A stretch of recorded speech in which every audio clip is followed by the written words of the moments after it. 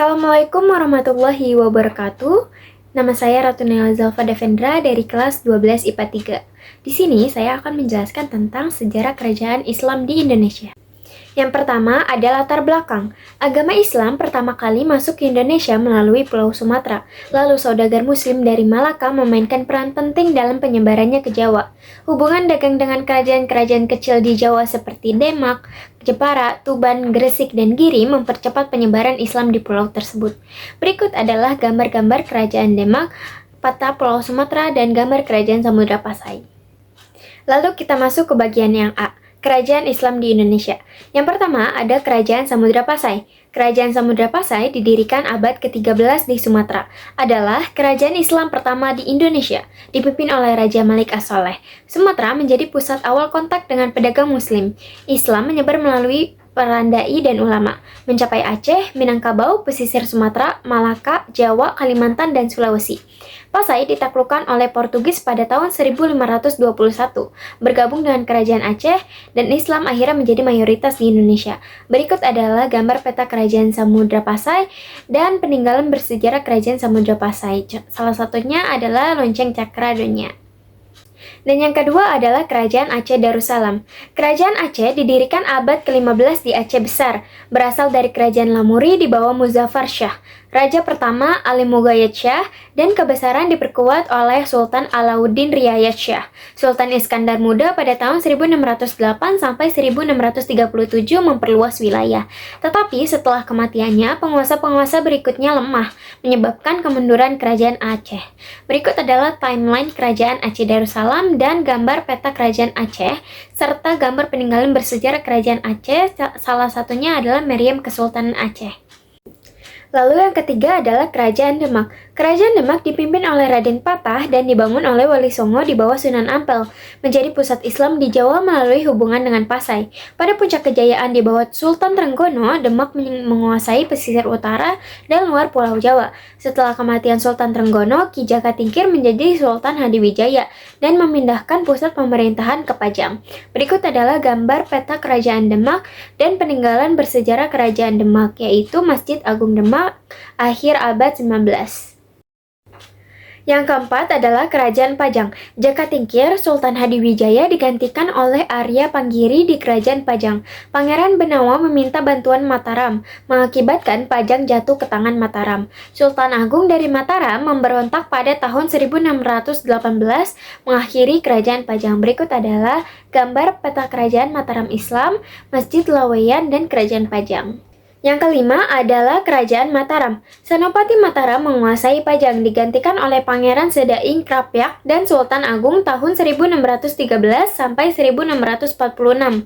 Konflik dengan VOC terjadi. Amangkurat I menggantikan Sultan Agung pada tahun 1646.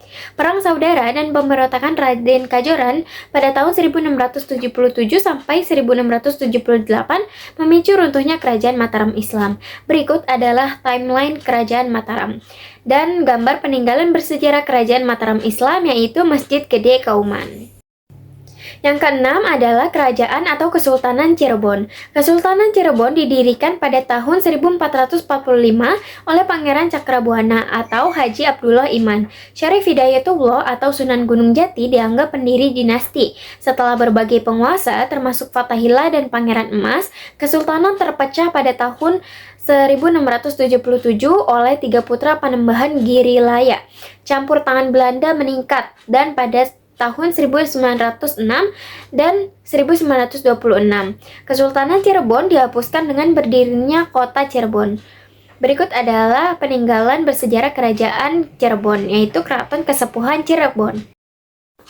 Yang ketujuh ada Kerajaan Banten. Kerajaan Banten pada tahun 1524 sampai 1525.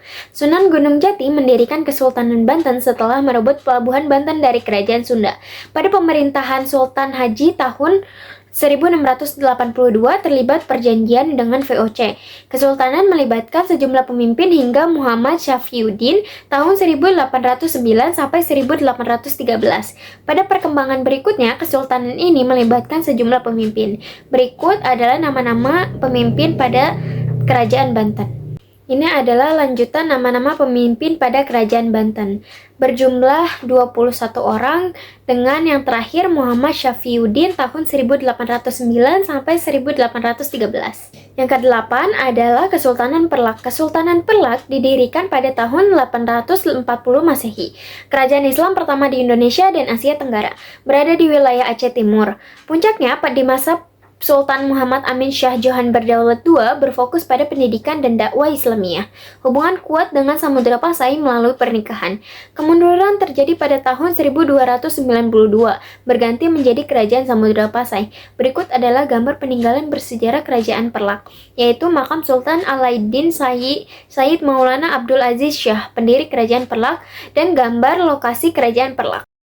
Yang kesembilan ada Kesultanan Banjar. Kesultanan Banjar tahun 1526 sampai 1905 berpengaruh di Kalimantan Selatan, Tengah, dan sebagian timur. Mencapai puncak kejayaan pada masa Sultan Adam sebagai pusat politik, perdagangan, pendidikan, dan keagamaan. Berakhir pada tahun 1905 saat Belanda mengambil alih kekuasaan. Berikut adalah timeline Kesultanan Banjar serta gambar peta Kesultanan Banjar dan Masjid Sultan Syuriansyah. Yang ke-10 ada Kesultanan Goa dan Talo. Kesultanan Goa dan Talo pada abad ke-13 hingga tahun 1947. Pusat di Makassar meliputi wilayah pesisir Sulawesi Selatan. Islam diresmikan oleh Sultan Alauddin pada tahun 1605, memulai Islamisasi damai. Sejarah mencakup Perang Bugis Makassar tahun 1611, konflik dengan Belanda, dan perjanjian Bungaya pada tahun 1667. Meskipun terjepit, perlawanan terhadap VOC berlanjut hingga diakui kedaulatan Indonesia pada tahun 1947. Berikut adalah gambar peta Kesultanan Goa Talo dan peninggalan bersejarah Kerajaan Goa dan Talo, yaitu Benteng Somba Opu. Yang terakhir adalah Kesultanan Ternate dan Tidore. Kesultanan Ternate dan Tidore terletak di sebelah barat Pulau Halmahera, sebagai pusat perdagangan rempah-rempah di Maluku, menghadapi perubahan signifikan saat permintaan Eropa terhadap cengkeh dan pala. Perlawanan terhadap Portugis dipimpin oleh Sultan Babula pada tahun 1575, memperluas kekuasaan di wilayah tersebut. Meskipun keberagaman agama, monopoli perdagangan Eropa merugikan masyarakat setempat. Berikut adalah gambar peta Kerajaan Ternate dan Tidore dan peninggalan bersejarah Kerajaan Ternate dan Tidore, yaitu makam Sultan Babullah. Selanjutnya kita masuk ke poin yang B, peran kerajaan Islam terhadap perkembangan Islam di Indonesia. Yang pertama ada Kerajaan Samudra Pasai. Salah satunya adalah dengan mengirimkan banyak ulama dan mubalik untuk menyebarkan Islam ke Pulau Jawa. Yang kedua ada Kerajaan Aceh. Salah satunya yaitu menjalin hubungan kerjasama dengan kerajaan-kerajaan Islam lain, khususnya di Pulau Jawa. Yang ketiga adalah Kerajaan Demak, salah satunya menyebarkan Islam dengan cara yang baik dan tidak menggunakan unsur paksaan. Yang keempat ada Kerajaan Pajang, yaitu peran Kerajaan Pajang terhadap perkembangan Islam di Indonesia, yaitu melakukan kerjasama di bidang pertanian sehingga Pajang menjadi lumbung beras.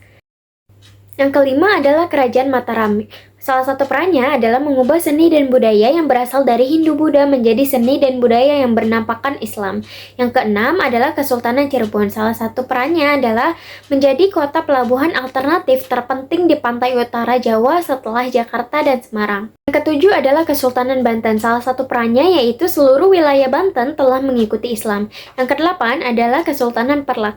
Pada masa pemerintahan Sultan Mahdun Alauddin Malik Muhammad Amin Shah II Jauhan Berdaulat, Kerajaan Perlak mengalami kemajuan dan perkembangan yang sangat pesat dalam bidang pendidikan Islam dan bidang perluasan dakwah Islamiyah. Peran Kesultanan Perlak dalam perkembangan Islam di Indonesia yaitu sebagai bandar niaga yang amat maju. Yang kesembilan adalah Kesultanan Banjar. Salah satu perannya yaitu meluaskan Islam di Kalimantan. Yang kesepuluh adalah Kesultanan Goa dan Talo. Salah satu perannya adalah menjalankan politik pintu terbuka guna memikat para pedagang di daerah sekitar seperti Makassar, Mandar, Selayat, dan Baja. Dan yang terakhir adalah Kesultanan Ternate dan Tidore, yaitu peran Kerajaan Ternate Tidore terhadap perkembangan Islam di Indonesia, yaitu daerah Maluku menjadi penghasil rempah-rempah seperti pala dan cengkeh, sehingga daerah ini menjadi pusat perdagangan rempah-rempah. Nah, kesimpulan yang dapat diambil dari materi ini adalah kerajaan-kerajaan tersebut memiliki peran penting dalam menyebarkan dan memperkokoh agama Islam di wilayah ini. Peran-peran utamanya melibatkan pemberlakuan hukum Islam, pengembangan budaya Islam, serta penyebaran ilmu pengetahuan dan agama. Kerajaan-kerajaan seperti Majapahit, Demak, dan Aceh memainkan peran kunci dalam sejarah Islam di Indonesia. Berikut materi yang bisa saya sampaikan, kurang lebihnya mohon maaf. Wassalamualaikum warahmatullahi wabarakatuh.